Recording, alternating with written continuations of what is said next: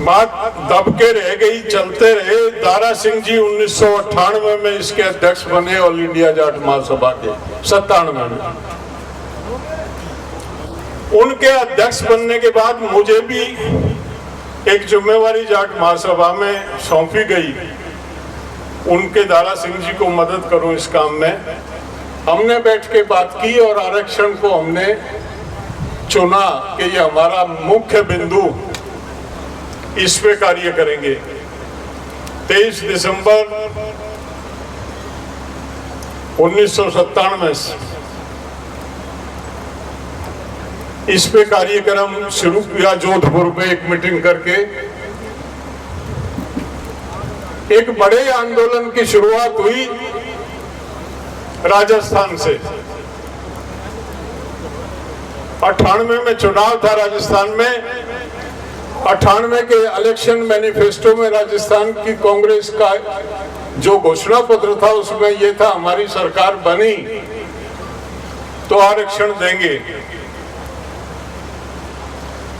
सरकार बन गई, गहलोत मुख्यमंत्री बने, वो अपनी बात से मुकर गए। हमने गहलोत के खिलाफ आरक्षण के विषय को लेकर एक राजस्थान में आंदोलन शुरू किया।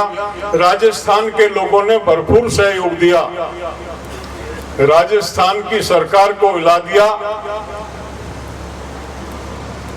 भाग्य अच्छा था, एक वोट से दिल्ली में अटल बिहारी की सरकार गिर गई।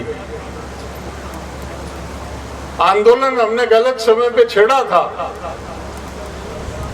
इलेक्शन के 5 साल हो और आंदोलन शुरू कर दो तो फिर वो आंदोलन फेल होता। इलेक्शन से 2 साल पहले कोई आंदोलन शुरू किया जाए तो मुद्दा गर्म होके साल भर के भीतर जब चुनाव रह जाए तो दबाव बन जाता। ये सब पॉलिटिकल निर्णय होते हैं। हम गलत निर्णय ले गए थे, लेकिन हमारा भगवान ने साथ दिया। एक वोट से अटल बिहारी की सरकार गिर गई। हमने समझौता कर लिया वहां पे। अटल जी ने कहा कि अगर मेरी सरकार बनी तो मैं राजस्थान के जाटों को आरक्षण दूंगा। बोर तो नहीं हो रहे, लंबी कहानी ठा दी। पूरी नहीं कहूंगा तो समझ में नहीं आएगी, पूरी कहूंगा तो टाइम बहुत लगेगा।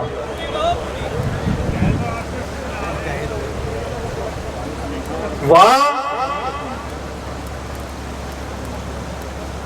आंदोलन चला, सौदा हमारा हो गया था। हमने जाट महासभा के मंच से किसी पार्टी के लिए वोट नहीं मांगा। हमने कहा कि कांग्रेस ने वायदा खिलाफी की है। इलेक्शन मैनिफेस्टो में कांग्रेस ने आरक्षण देने का वायदा किया था, वो मुकर गई। कांग्रेस हराओ का नारा दिया, किसी को भी वोट दे दो। उसका नतीजा वो हुआ जो बीजेपी, वहां 5 MP थे जिसके, उसके 21 MP आए। अटल बिहारी की सरकार,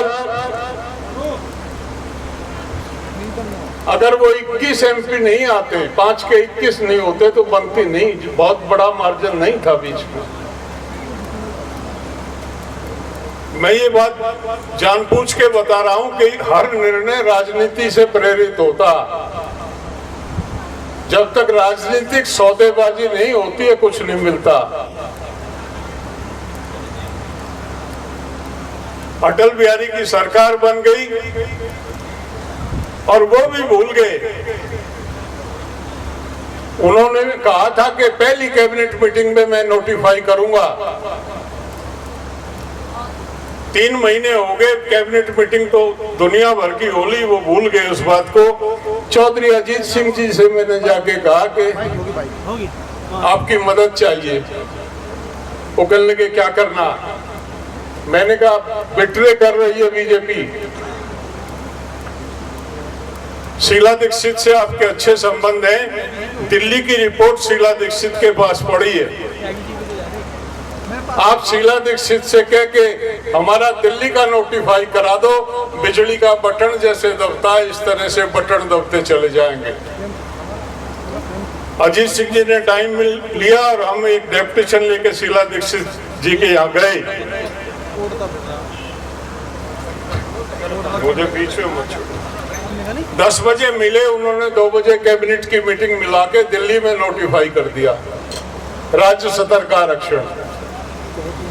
जब LIU की ये रिपोर्ट दिल्ली गई केंद्र सरकार के पास कि आज कांग्रेस ने दिल्ली के जाटों को OBC में लेने का फैसला ले लिया, कल प्रेस कॉन्फ्रेंस करके इसकी घोषणा करेंगे।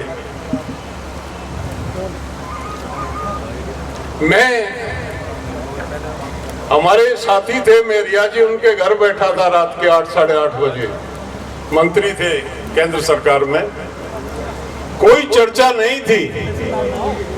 लेकिन दिल्ली की खबर मिलते ही रात के 10 बजे एकदम खलबली मची कि ये तो कांग्रेस लीड ले गई। वायदा हमारा था राजस्थान में, इसका नुकसान होगा हमको। रात के 10 बजे बीजेपी ने कैबिनेट मीटिंग करके और राजस्थान के जाटों को आरक्षण दे दिया। वो अशोक गहलोत जो हमको आरक्षण देने के लिए तैयार नहीं था, कमीशन की रिपोर्ट हमारे खिलाफ तैयार करा रहा था, जैसे ही हमको दिल्ली में आरक्षण मिला उसी समय राजस्थान में केंद्र में आरक्षण मिला। सोनिया जी ने अशोक गहलोत को ढूंढा, वो जोधपुर था, कहला जल्दी जयपुर आजा, नाश करा दिया तेने, जितना जल्दी हो सके राजस्थान में जाटों को आरक्षण दे दे। एक दिन में 24 घंटे में 3 राज्यों में मिला था आरक्षण। लेकिन पॉलिटिकल इक्वेशंस जो हैं वो बैठाई गई थी, वो हमारे पक्ष में थी। उसके बाद ये चलता रहा।